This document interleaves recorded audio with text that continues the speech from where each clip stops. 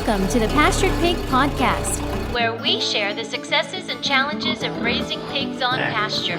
We talk to producers all over the country, from small homesteads to large commercial pasture operations. Whether you're new to pastured pigs or have been raising hogs for decades, we hope you hear new ideas and new perspectives on pasturing hogs. Here's your host, Troy McClung. Hello, everybody. Welcome back to another episode of the Pastured Pig Podcast. I'm your host, Troy. Glad to have another episode out here. This one is a fun one. We're gonna go deep. We're gonna get into some data. We're gonna nerd out at the nerdery for a while. Before we get into that, I want to just do a quick update. Something that's just raw and fresh in my mind. I just got back from Ontario, Canada, and spent 4 days up there. Nothing related to pastured pigs, but it's still homesteading related. I was up there for Norwood Sawmills open house event. They invited some of us up to just kind of hang out with them and do a round table. But my first time into Canada, and whew, man, I tell you, I feel the Great White North calling me. I don't know that I'm the age I am. I don't know that I can respond appropriately, but I really enjoyed it, especially you think, well, Toronto, Troy, come on, really? No, we were about an hour north in Barrie, Ontario, which is still a pretty populated area. I think Barrie is 150,000 people. But I had a day to spend before flying back out, drove north and spent some time into, I really didn't even make it into what you would consider middle or upper Ontario, because that's such a huge province.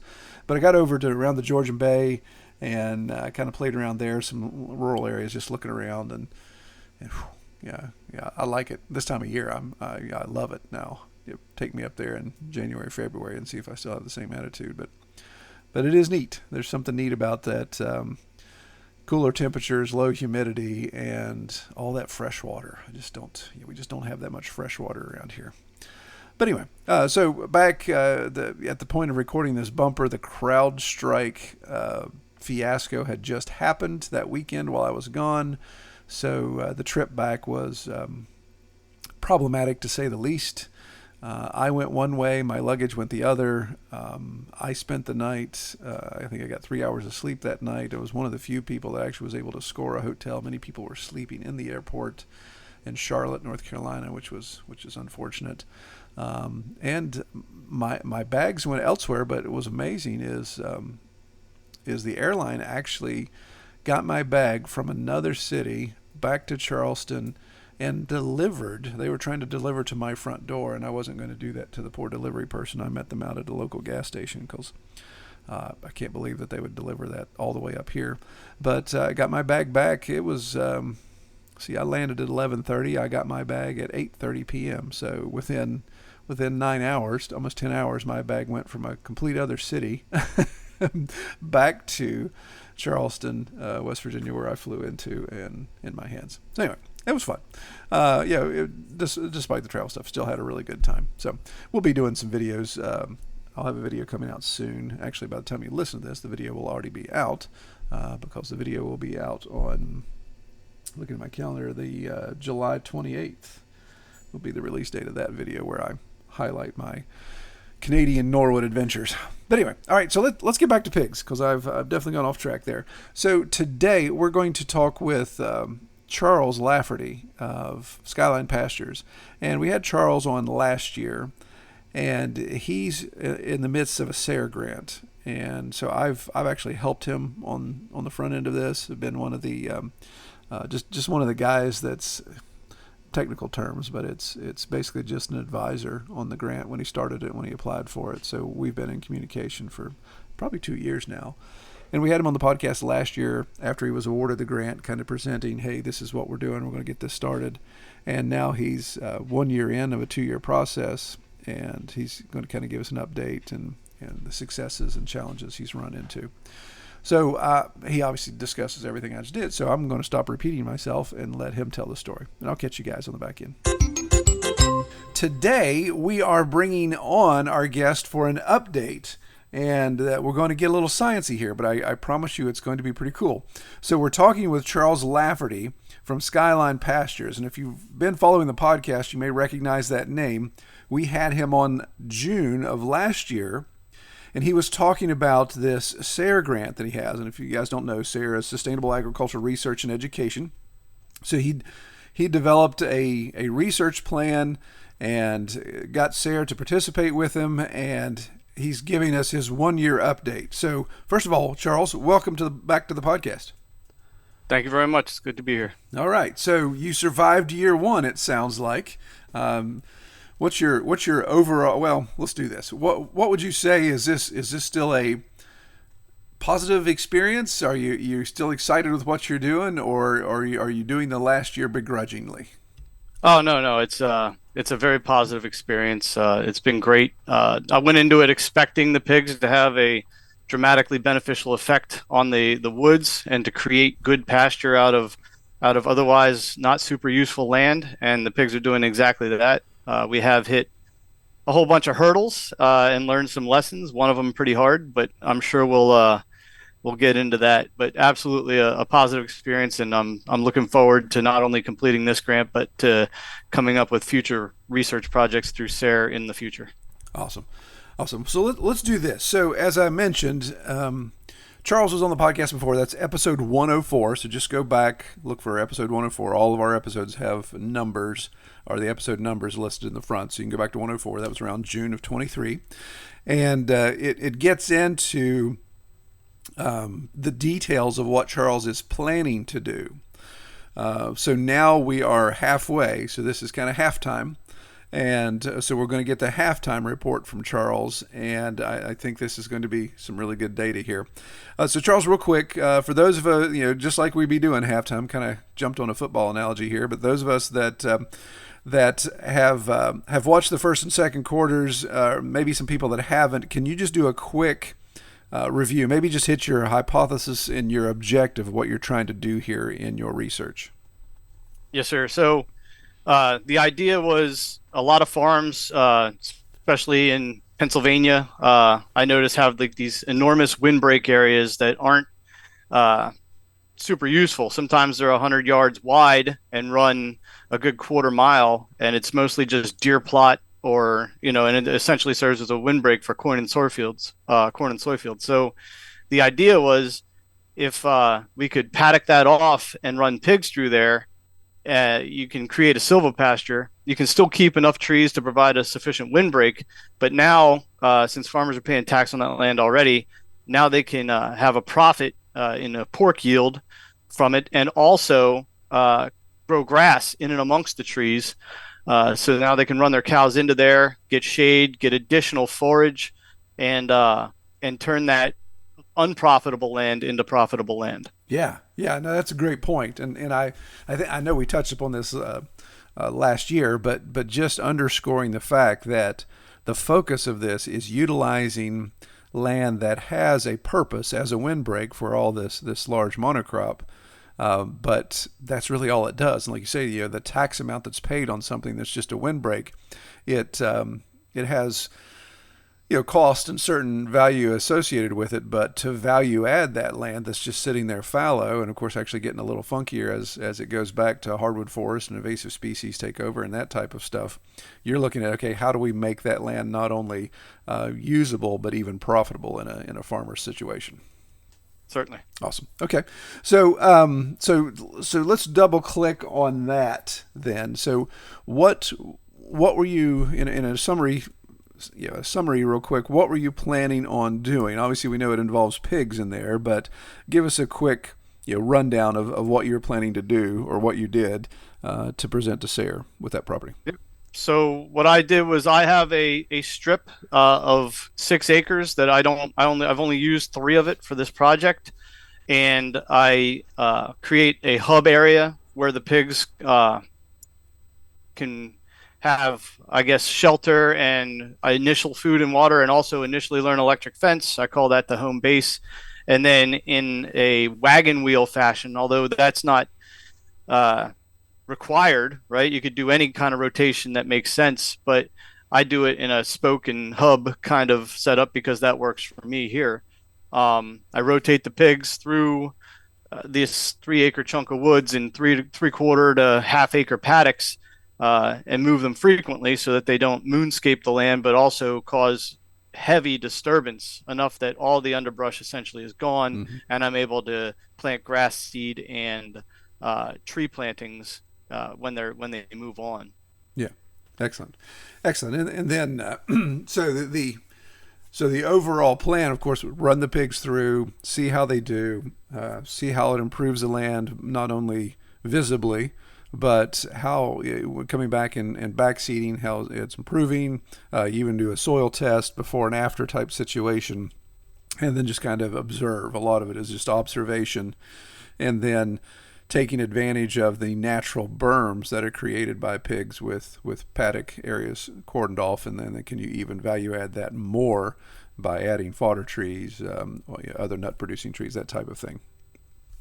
Okay. Yes, with the berms, I've kind of steered away from that a bit because that was the idea. The pigs root out toward the fence, out towards their outer limit, and it does create sometimes a foot tall berm of dirt and all kinds of straw and stuff mixed in there.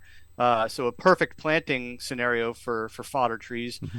but it becomes problematic to irrigate, and it also adds kind of a level of permanence that to your fence lines, which after doing this for a couple of years now, it's not ideal to have that level of permanence. So what I've done now is more of a gilding, or what I call pods. So I'll plant triangles of trees, maybe 15, 20 feet on any side of the triangle, with 10 to 12 trees in there that I intend to pollard and coppice and keep very manageable.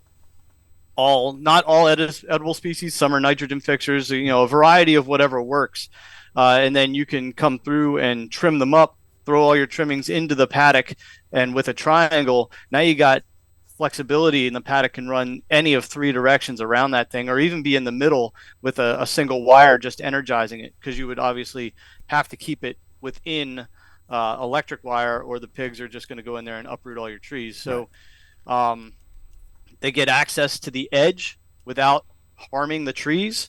And now I've basically tripled my options with fence lines, so that I'm not creating this row throughout the woods, which was my original plan. But again, I've just adjusted. Yeah, yeah, no, that's great. That's great, and I think that's the beauty of this. The observation and adjustment, and just making improvements as you see. What you see in your mind and then what you see on field aren't always congruent with one another. So being able to make that adjustment, and of course documenting that. So kind of stick a pin in this in the guild setup, or these pods you talk about, and let's explain a little bit more in detail the setup that you went with. So you said you had the wagon wheel set up, you had a home base paddock, and then of course you had your 4 other main paddocks.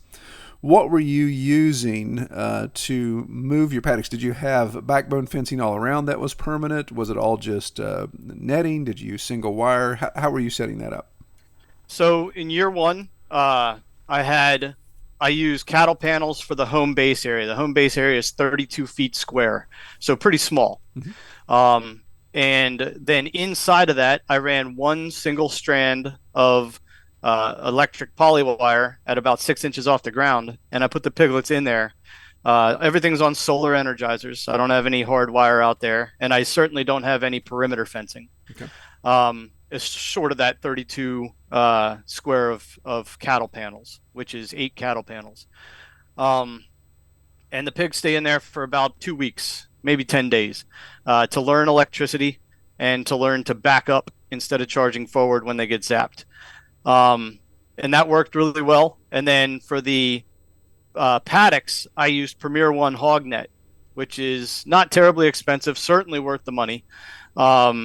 And once you get out there and weed whack your proposed paddock lines, not a huge pain to drag through the woods. Like year one, you're going to have some snags, and it's going to be a little bit of work. But once you establish those rows, it gets much easier to uproot and shift your paddocks. So I bought 500, and I think they're 100-foot lengths. As a matter of fact, I know they are. I bought 5 of them of the Premier One fencing. It's about $1 a foot, and that has lasted me for years now. And I just do 500-foot perimeters in various shapes. If I have to go around trees, or if there's a creek or something like that. and it's worked really well. But no perimeter fence. And then so that was a couple years ago, and then in year 2, we created a too narrow laneway to move the pigs into their new paddock. So I kind of shifted around there, but I've learned that I have to keep the opening where the pigs exit and into new territory relatively wide. Probably 16 feet would be on the very small side. I'd want it larger. The reason being, I had my wife in there videotaping the pigs learning, because they learn a new paddock. So when they leave home base, they're exiting through a cattle panel that's been removed. And that cattle panel was a barrier in their mind. So they're very hesitant at first to cross that line. But once they do, they venture out in kind of a fan. Well, they didn't want to get too near my wife, so they bunched up left and right of her. So several 6-10 pigs in an 8-foot space. One of them brushed the fence, got zapped, and then all 12 pigs that year charged right through the fence. Did not back up. And then I had 12 pigs just loose in the woods. No perimeter fence, no barrier. And, fortunately, they ran to their old paddock and hunkered down under a large multi-floor rose bush where they had used for shelter in the previous month. And over the course of several very stressful hours, I was able to lure them back to home base using baby marshmallows. There you go. That's right. You got to have the tricks, man. So now as an added level of security, I run my perimeter the same thing out of hog net, but then I run a single strand of hot wire 6 inches inside of that on step-in posts, so that they get a heads up before they get to the true hog net. Yeah. So the single wire carries like 10,000 volts, and the net carries another 8 on 2 separate chargers. So they hit that single wire and they back up now. We haven't had any problems since we started running what many people would consider to be excessive fencing. Yeah.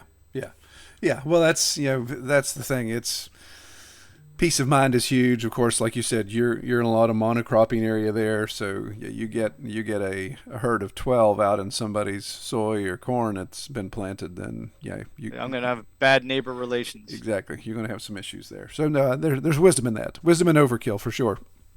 So you mentioned the wagon wheel setup. So that's where your feed and water concerns that people are doing the rotational process like that and they're moving around, being able to have access to the water is more so problematic than the feed. But in your setup, that allowed you to have that just stay in a centralized location. Yes, sir. So I don't feed and water in the home base. I do initially when the pigs are learning the fence, but after that the food and water moves out into the paddock, only because that concentration of pig activity in home base would just turn that into a 2-foot deep mud mess. So I use 55-gallon drums for water, and then just a ton of garden. Nearest water source. You could do it with an IBC tote on a tractor. You could do anything to get water out there, and then 55-gallon nipples ratchet strapped to a tree you don't care about is the answer. So as you're developing your silver pasture, identify trees you want to take down anyway to get more sunlight in there. I use a lot of dead ash for my to ratchet strap my water barrels to, because I know I'm going to fell that tree anyway, because the pigs will create a root exposed muddy mess in front of whatever tree you put their water on. Mm-hmm, sure. Yeah. And then they sit there for a week or two till the pigs mess it up pretty good. And then I just, and the barrel's empty at that point. I've found that 2 55-gallon water drums, the blue plastic poly drums, I don't know if they're 55 gallons, they might be 50 gallons, but either way, the 2 blue poly drums will last 10 to 12 full-grown pigs 4 days, 5 days before you need to knock them over, dump the little bit out that's below the nipple level, and shift them. So I'm able to keep a pretty good rotation. Yeah. Excellent. As far as feed goes, I've gone through several variations of home built feeders. I started, the first one was one of those poly drums inverted on just a plywood dish of sorts, and the food spilled out left and right. And that worked great for piglets, but the big pigs just eventually destroy it, knock it over, and eat all your food. So then Jordan Green, if you're familiar with him, has an IBC tote feeder. Yeah. And I built that last year, and that was $300 in materials, and did good, but still toward the end of the pig's life, I think I was wasting $20 of feed a day. And if the feed's on the ground and the feed's in the feeder, the pigs will simply trample the feed on the ground to eat the feed, the feed in the feeder. So, while it's a good feeder, and you can build it out of stuff you probably have laying around, it's nothing in comparison to the commercial feeder I bought this year. So I bought the Brower outdoor 45 bushel feeder, and now I wish I had done it sooner. That feeder's awesome. Once it's empty, I can drag it around myself with a rope. I don't even need a machine, and it's advertised as zero waste, and so far it's lived up to that. So is that the one that has does it have lids and X amount of feed holes that they access? So no, it's an open bowl on like a welded steel frame.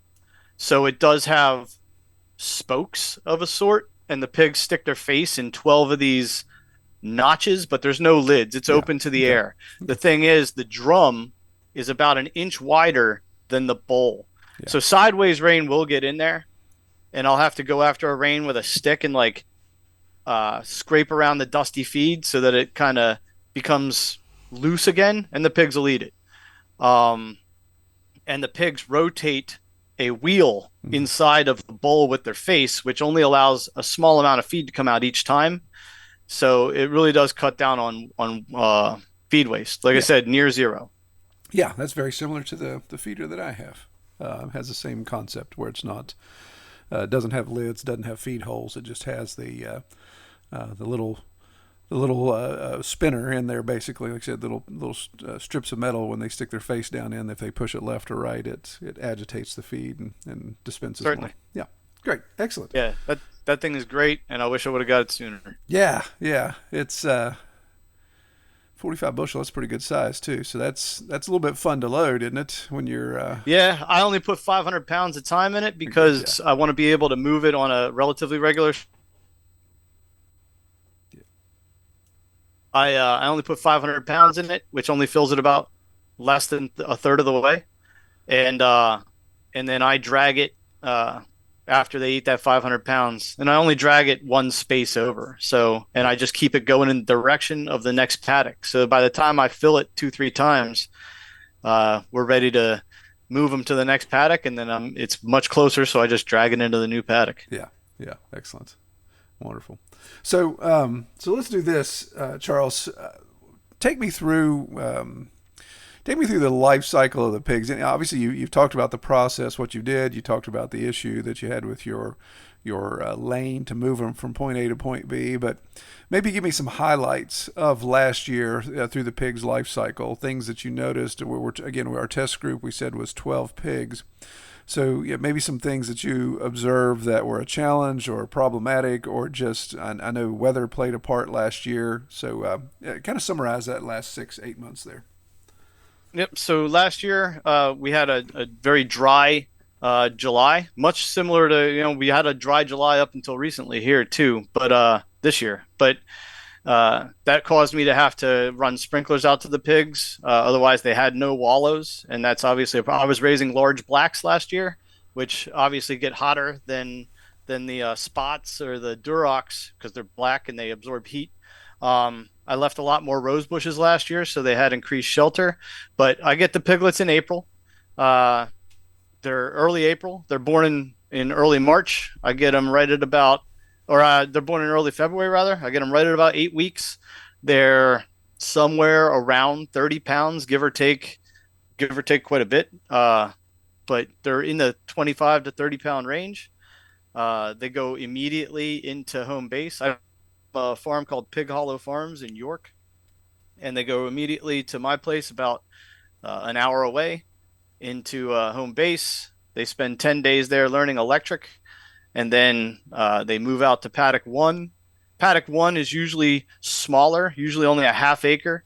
And since the pigs haven't even really hit like 40, 45 pounds yet, they don't cause a ton of disturbance. So I usually put them into one of the paddocks that is rougher, because they're not going to push it to the edge, right? Mm-hmm. And it's still early in the season, so the land hasn't really started to recover too much from the winter.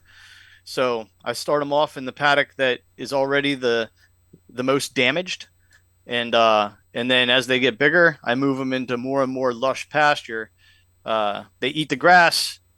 They tend to uproot and bust up dead logs. They rip out rose bushes, and then I move them on. Typically, they're in a paddock for 4 to 5 weeks, and I kind of play it by eye. There's no set schedule, but it's typically 4 to 5 weeks where they've created enough wallows and enough disturbance that I see it appropriate to come behind, reseed, and move the pigs out. And normally within a month after that, with the exception of the wallows, which become kind of vernal pools, that land has recovered to where it doesn't even look like pigs were in it. Yeah. It's lush and green and looks great. Yeah, that's great. So let's unpack that a little bit. So I know that in the research for the SARE grant that you were doing, that you're identifying species in the paddock, species of plants and things in the paddock prior to, and then you're seeing how the pig pressure, how they're responding to the pig pressure, kind of what's left, but then you're coming back and reseeding, and you're choosing a specific reseed mix to continue to build pasture. Can you expand on that a little bit? That's true. So I just picked a cool weather pasture, general pasture mix. It's got a lot of clover in it, a lot of ryegrass. That's what I reseed with. But the seeding last year was very light. So 150-pound bag spread over 3 acres, which is incredibly light. Right. Yeah. Most of the plants growing out there are from the natural seed bank, and either me felling trees or pigs exposing it through rooting action. And giving those seeds a chance. So I'm going to say that's probably 90% or better of the growth is the seeds that were already existing in the soil. Yeah. So the pigs will go through. They eat all the clover. They eat all the wild mustard. They eat all the grass. Some they root up and trample. That just becomes kind of organic material in the soil.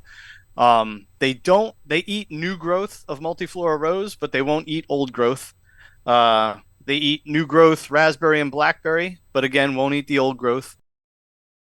The pigs with your 4 paddocks, by the time you got to paddock number 4, that was the last paddock they were going to be in, and of course, and that was the maturing state. So they came straight out of that paddock into the trailer and off to the processor. Correct? You didn't come back. Well, I use a mobile processor, so. It was 5 paddocks, so I moved it. Last year was 5 paddocks, and this year will be 5 and maybe even 6. Okay. 4 was too few, so I found that I was getting too much disturbance. Even with a big paddock, the pigs are going to focus on certain areas, and some areas they'll leave completely untouched.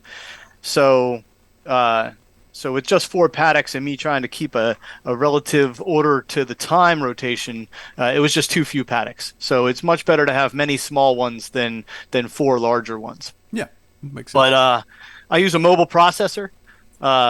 Unfortunately, this is his last year doing mobile processing, but it's worked very well for me. So rather than having to chain the pigs to a trailer and then cart them off to a processing facility, they're dispatched right in the paddock, and then we drag them out with a Kubota and drag them out of the woods, and then he has a reefer truck with a crane on the back, and they get skinned, cut in half, and run right into a reefer truck, and then taken to a butcher shop for all the processing and cuts. Nice.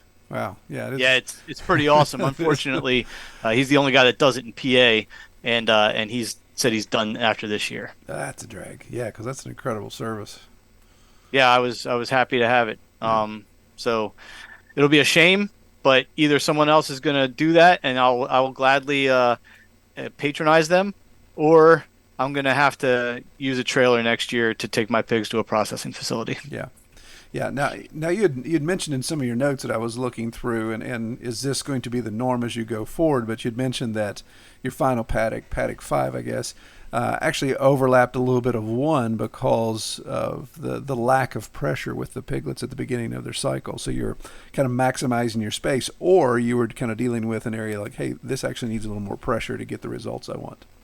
Yep. So that's what I did last year. I don't know if I'll do that this year. Paddock 1 was pretty small, and it's a lot of bamboo. And the pigs actually went through. They love baby bamboo, so they ate up all the bamboo and kept the perimeter of the bamboo to last year's, edge. So the bamboo didn't grow this year, didn't expand, which is fine by me. Right. I have quite a bit of bamboo out there, and then I keep it because the deer like it.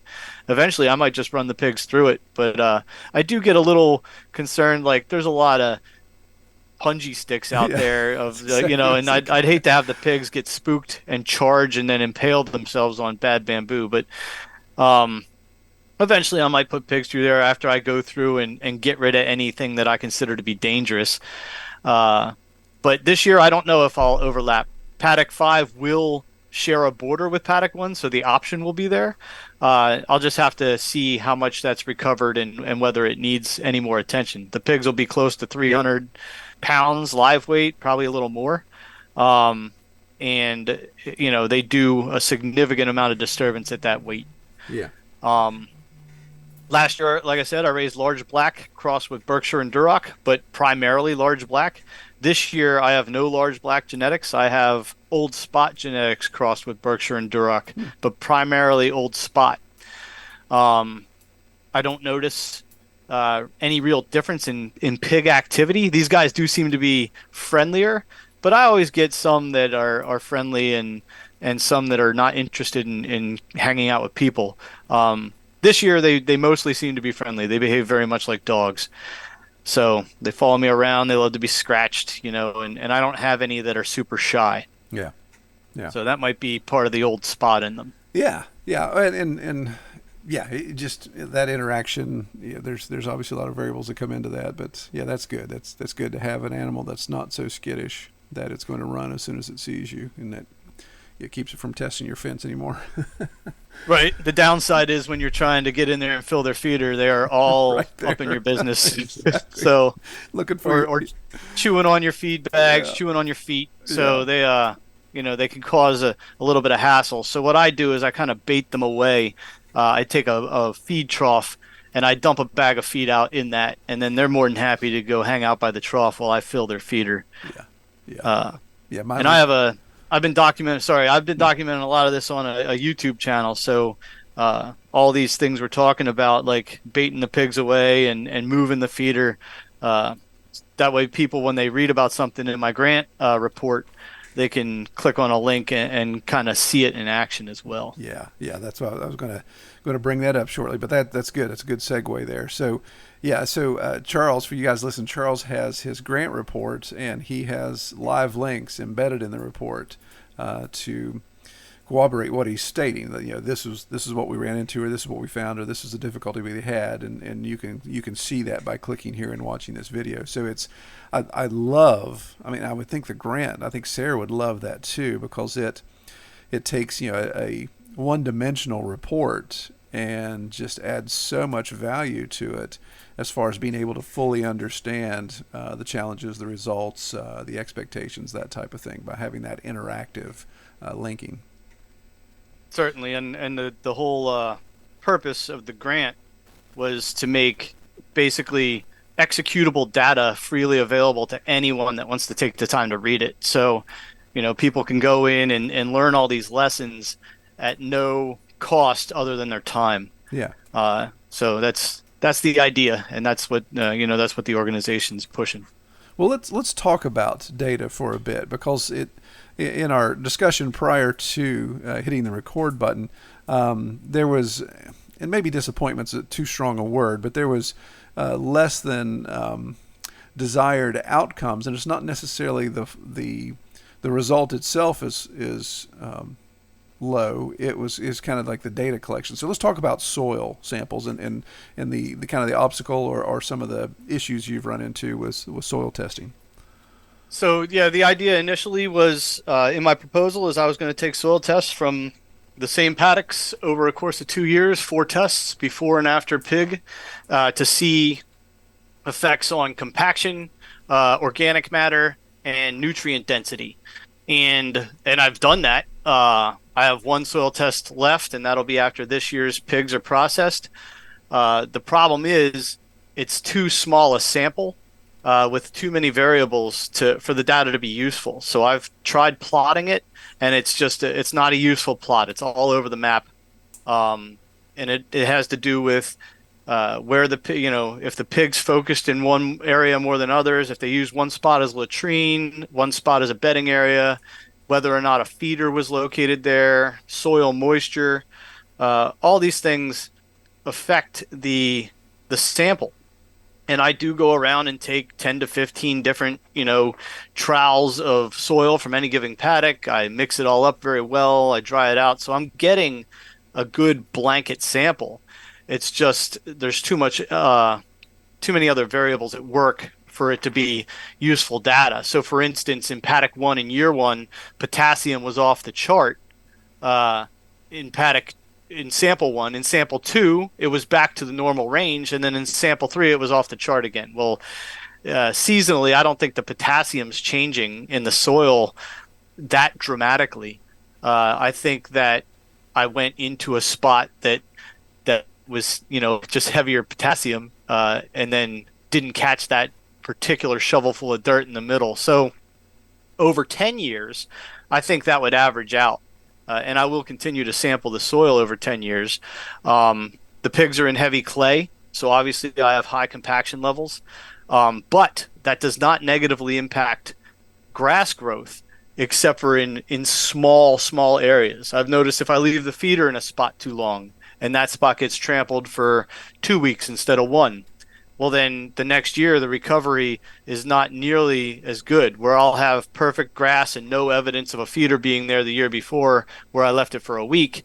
The spot from 2 weeks ago will be a clearly identifiable circle with a lot of dirt showing, and then a lot of dandelion or burdock, thick taprooted things in there trying to kind of loosen that soil up for nature. So there's a lot of things that, again, over 10 years of following the same process, I think will give us useful data, which show that the pigs improve nutrient distribution, improve fertility, don't negatively impact soil compaction as long as you are a good steward. I think all these things would come out with 10 years of data, but I can't show that.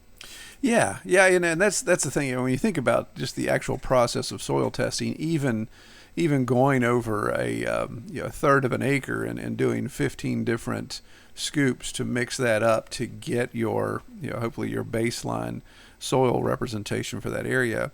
Like I said, there's so many variables in that.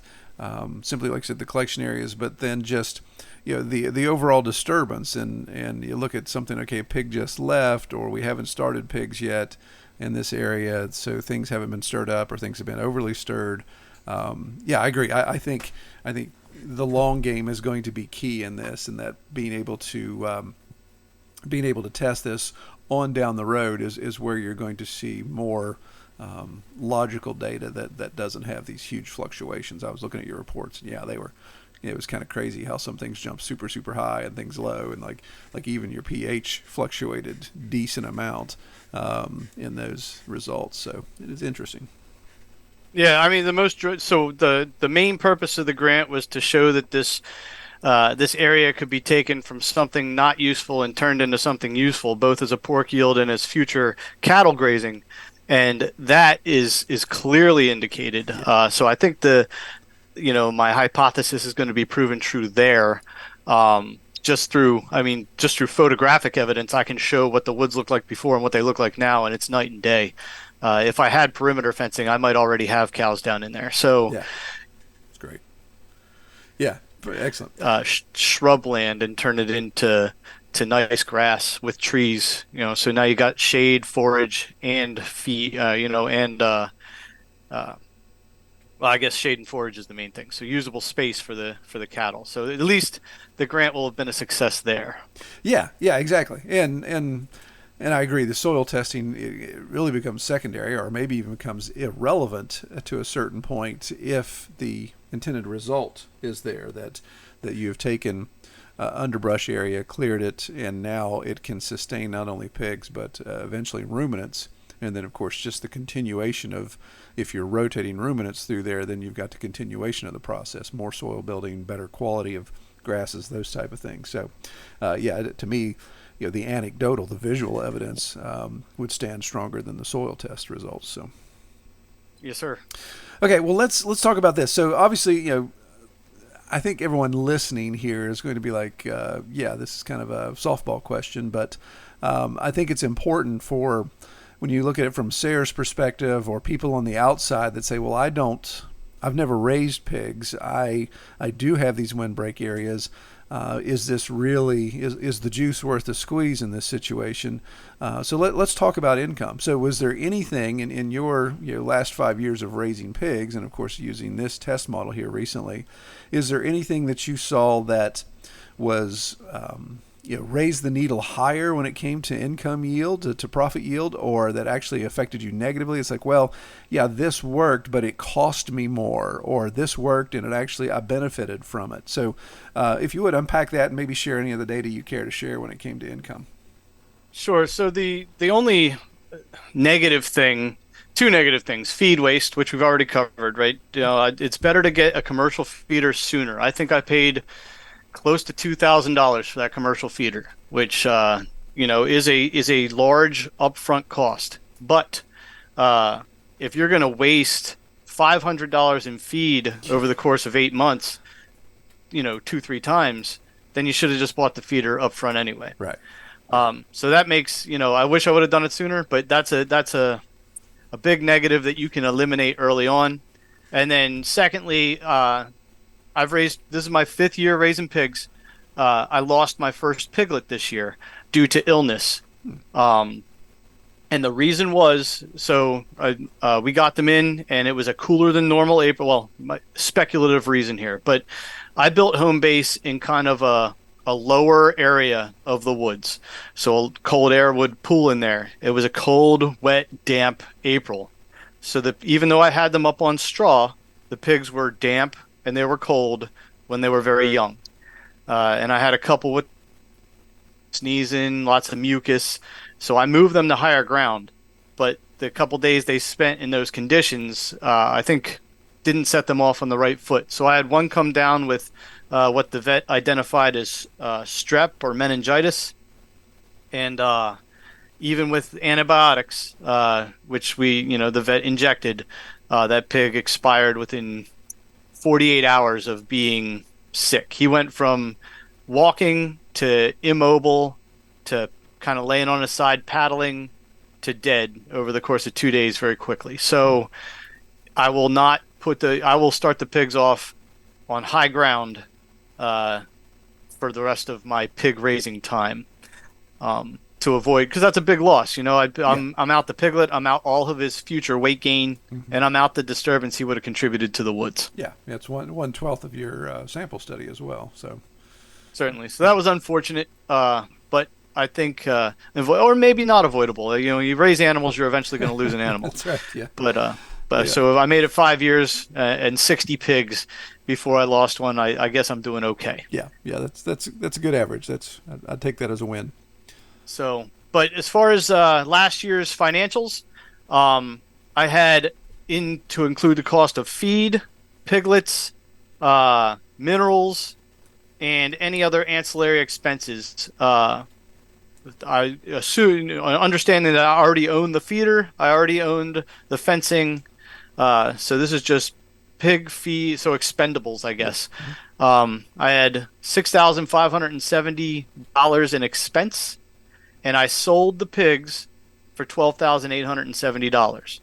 So that gives me, excluding labor, a profit of $6,300, which is pretty good. Yeah. I had 96 hours of work into the pigs over 6 months. So they're 8 months old when they're processed. They're on my farm for 6. Yeah. Which is very little labor. Yeah. So yeah, because I want to unpack that real quick because I think that is huge. So the $6,200 or $6,300 profit, yeah, slam dunk. But and that's the thing that I hear all the time. We get pushed back when we talk about it on our channel or here on the podcast to some degree. You see it on the forums and stuff too. Is yeah, but you're not factoring in your labor. So you factored in your labor. So let's drill down real quick on that. So 96 hours. That's 2.5 weeks basically for 6 months of time and the full life cycle of the pig. So explain that to me, Charles. What were you recording? Are you talking about every time you stepped out of the house to go out there to do something with the pigs? Was that what was recorded? Yes. So in the morning, pig. I visit the pigs twice a day. Every day they're here, in the morning and in the evening because I work an off-farm job. So in the morning I would go down. I check water. I walk the perimeter. Again, we're walking 500 feet, so it's not a big outlay of time. I walk the perimeter. I make sure nothing fell on the fence during the night because I do have a lot of dead trees, etc. I check their water to make sure they have enough water till I get home from work, and they have 2 waters in case one fails. I have a backup, and then I check their feed to make sure they have access to feed. So all in all, I'm going to say 15 minutes to 20 minutes. If I have to remove something from the fence, maybe 30 minutes in the morning. Then, but that would be on the long side. In the evening, I come back, I top off water. I only top off feed once a week. Now that does take probably an hour when I do it, but that's only once a week. And then I walk the fence again. I check the charge and I make sure the charger's not in need of replacing low battery or whatever. I always put the charger in a sunny area so that it's good indefinitely.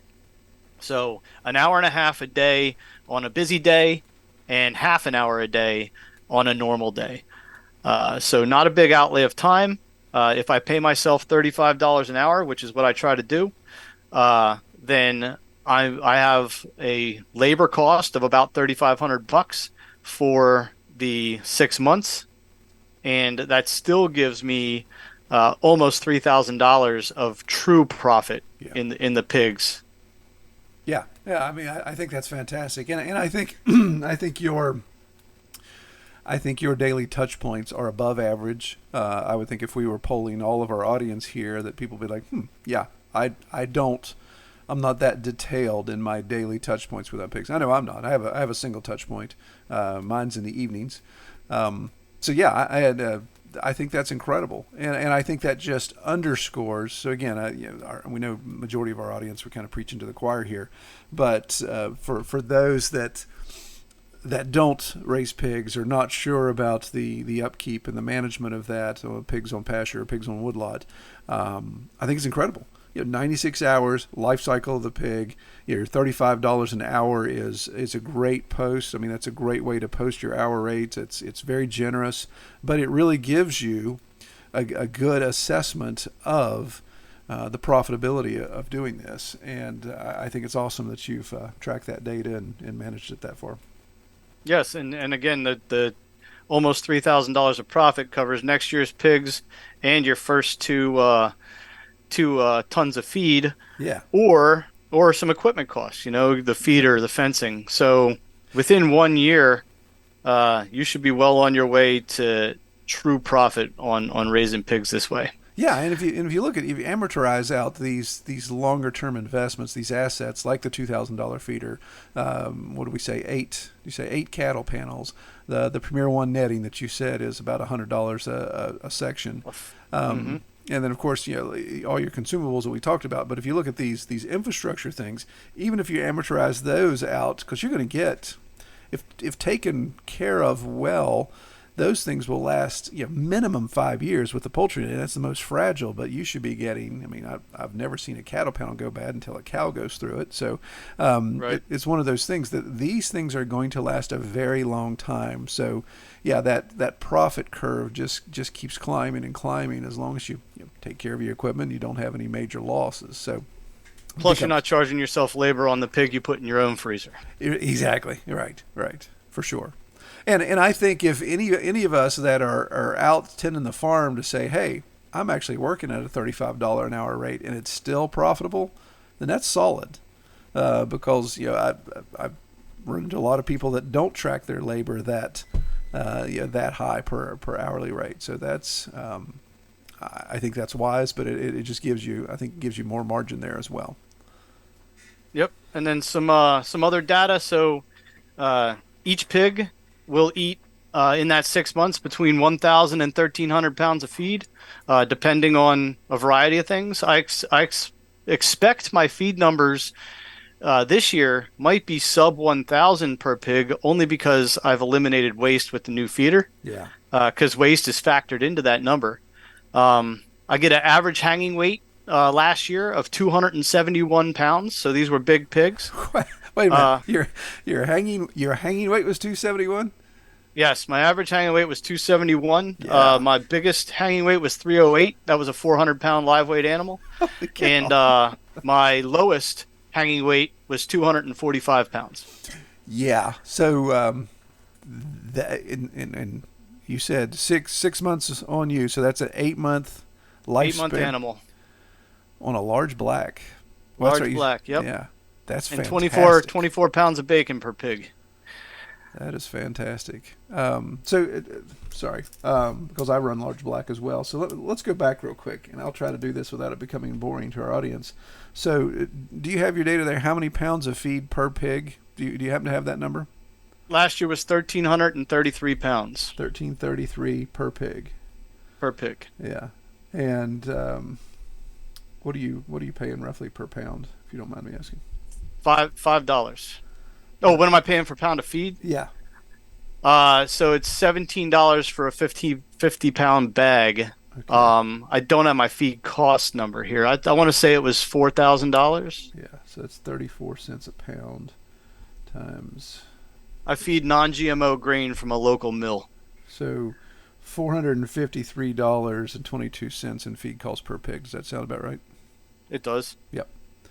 I have 378 here as average feed cost. So yeah. That might be a little high. Yeah. That's incredible. So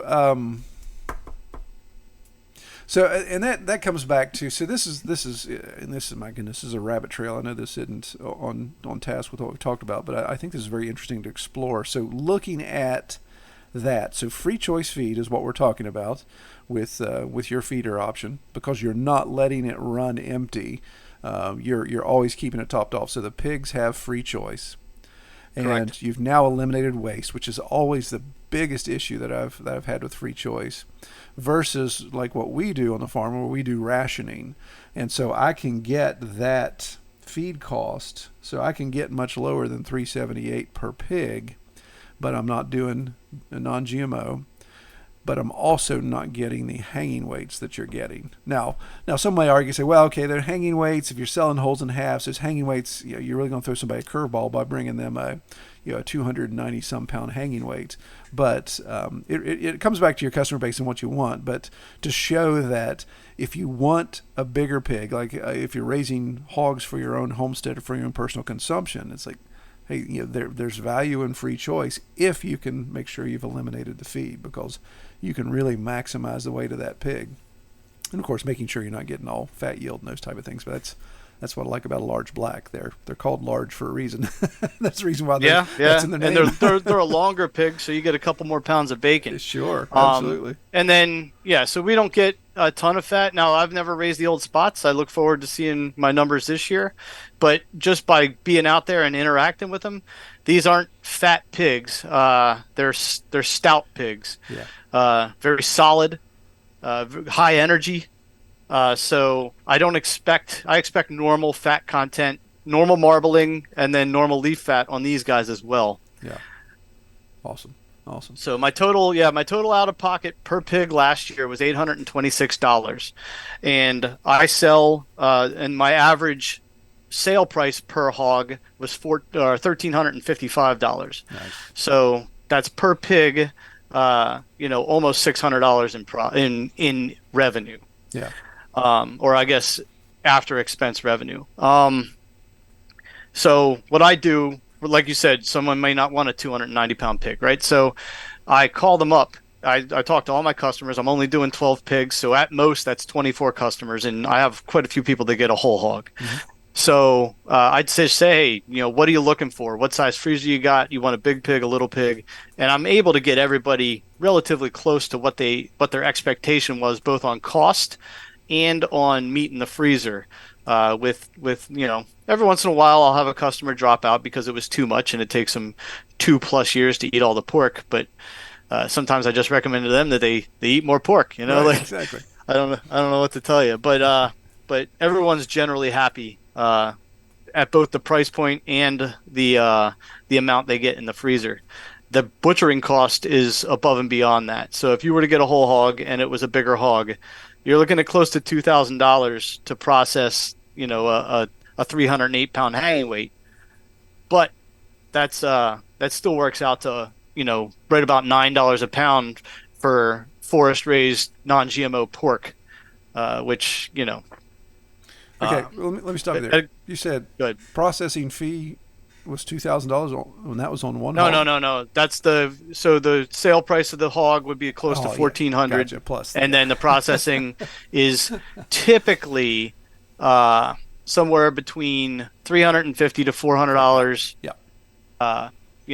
So it depends on if they want a lot of pork roll, there's an added expense. If they want special sausage made, done or whatever, then there's an added expense there too. So each cut sheet ends up being a little different, but those are good planning factors. Yeah, for sure. No, that's good. Good stuff. So, Charles, and we'll wrap up here soon because I want to be sensitive to your time, but let's look at, looking at the future. So you've got this year, you're going to be continuing to track data for the SARE grant, but just because when this year comes to an end, you're not done doing this because this is a business for you. You're going to continue, and it sounds like you are going to bring cattle in at some point when that time comes. And I believe, if I'm remembering correctly, you're only playing with 3 acres of the 6 that you have. So what adjustments are you going to make here in year 2, year 3 going forward? And what are kind of your goals moving forward? So my instinct is that 2 to 3 years, maybe even 4 years of running hogs in the same area, going over and over the land, is probably the limit before you're going to start seeing diminishing returns. So once I get to 3 years, it'll be 5 years for me here, and I'm starting to see that they're getting into good grassland and they're mucking it up, and then it's going to turn into good grassland again, but it's not really better than it was the year before. It's just, it's just good grassland again. So I think running the pigs through an area right around 4 years is going to be, they will have done what they can do, and it's time to put pigs somewhere else and move cows in. Hopefully, having run the pigs there, you could bank some cash and now put perimeter fencing if you didn't have it already, because that's a requirement for raising cows, especially around here. Right. So the idea is the 3 acres that the pigs were in right now, I'll now have cow land, and I'll move the pigs somewhere else. The other 3 acres, I don't know if I can do it there. I might have to lease some land because there's a stream that runs right through the middle of it, and that would be probably, I'd have to build like a pig bridge or something. I don't know, but either way, it's I see problems if I move the pigs too close to that waterway.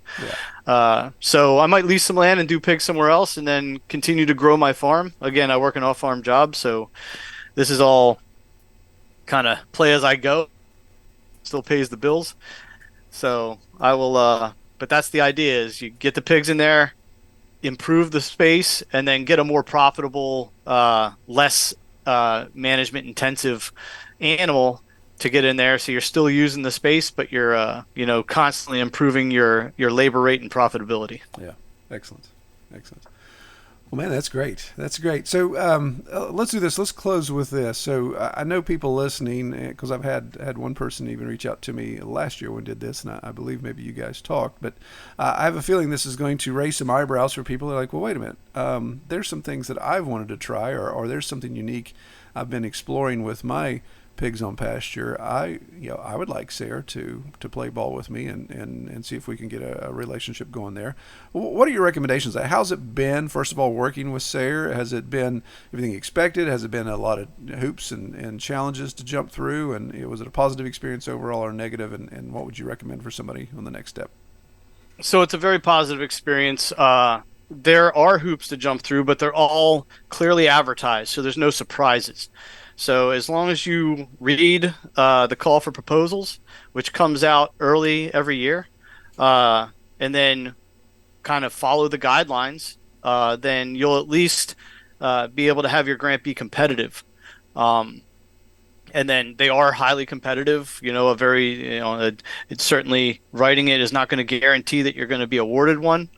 I put maybe 80 hours into my grant proposal. The total grant amount was close to $12,000 over 2 years, and it covered all the feed, it covered my time, and it covered all the trees, plus irrigation for the trees.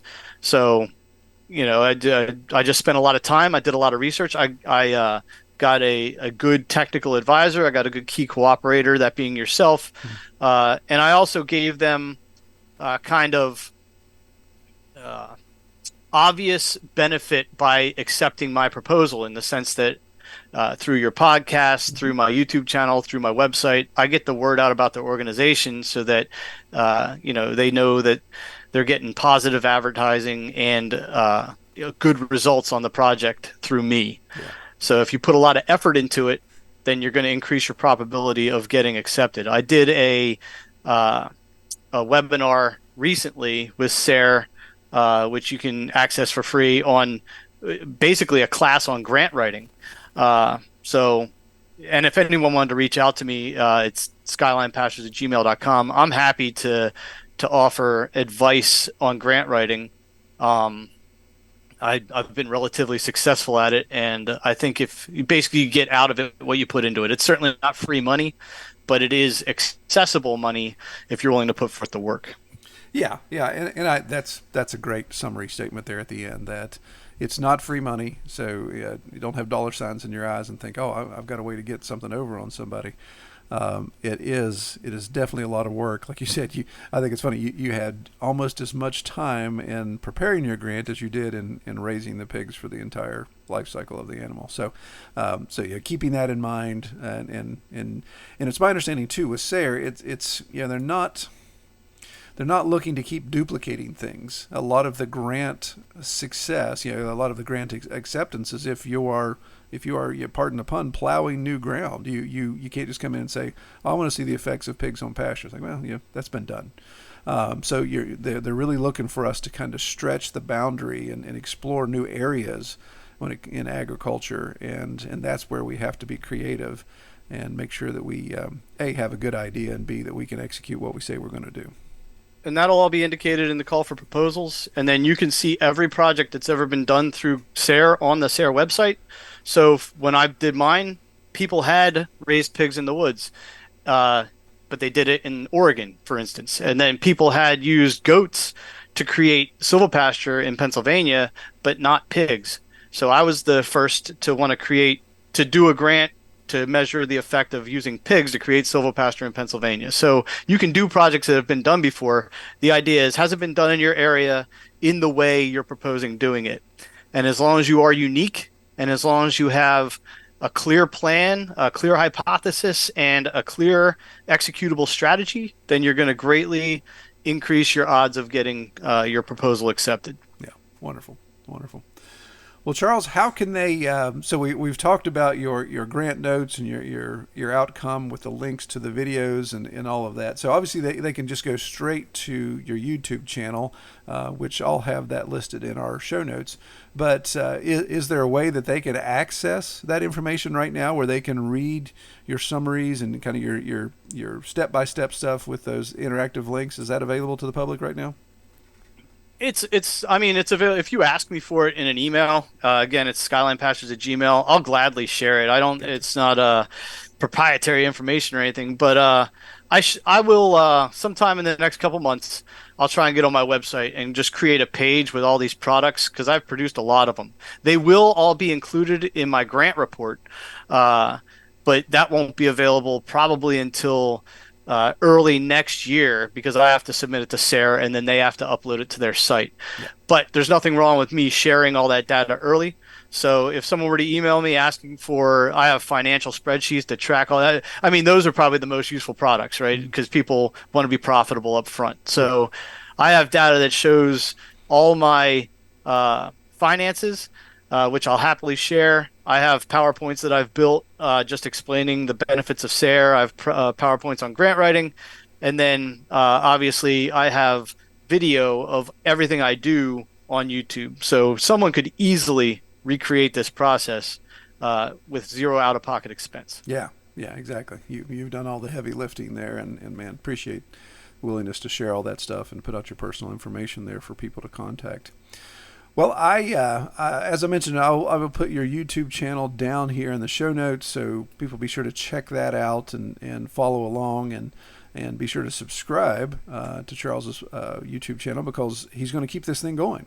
And Charles will probably, in fact, I'll extend this invitation. Let's do this again next year. So as you wrap up year 2 and you turn in all your finals and you get whatever feedback you get from SARE, maybe have you come on and let's do a kind of like a post-mortem on the whole process and just kind of see how it all worked out for you in the long run. That'd be great, and I appreciate the opportunity. All right, man. Well, I pray you have a great day, and again, thanks for coming on the show.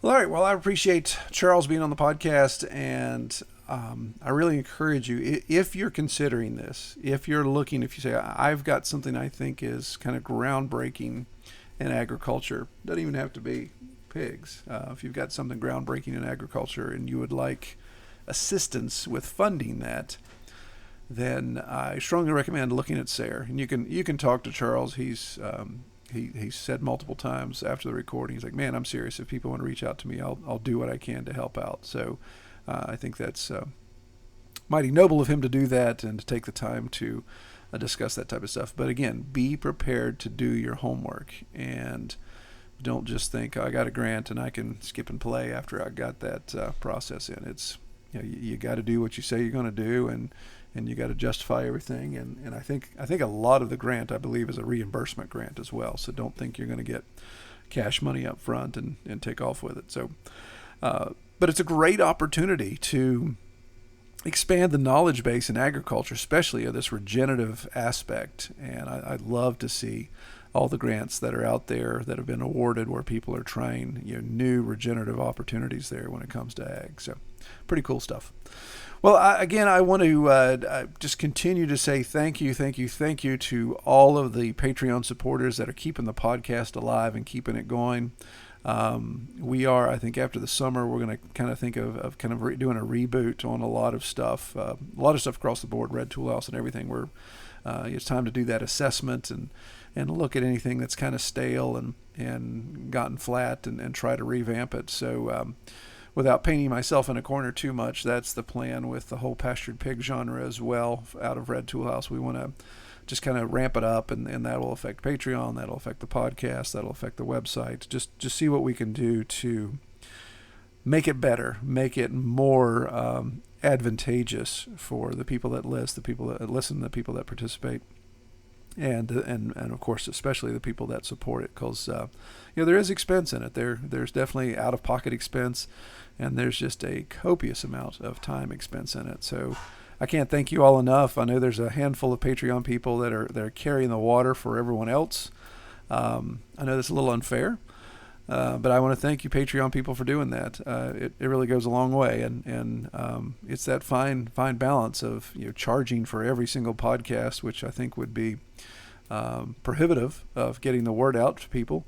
But it's kind of an imbalance that there's a handful of Patreon people that are keeping it alive. So we're going to explore all that, and it's not lost on me that you all are doing that, and I appreciate your financial support moving forward.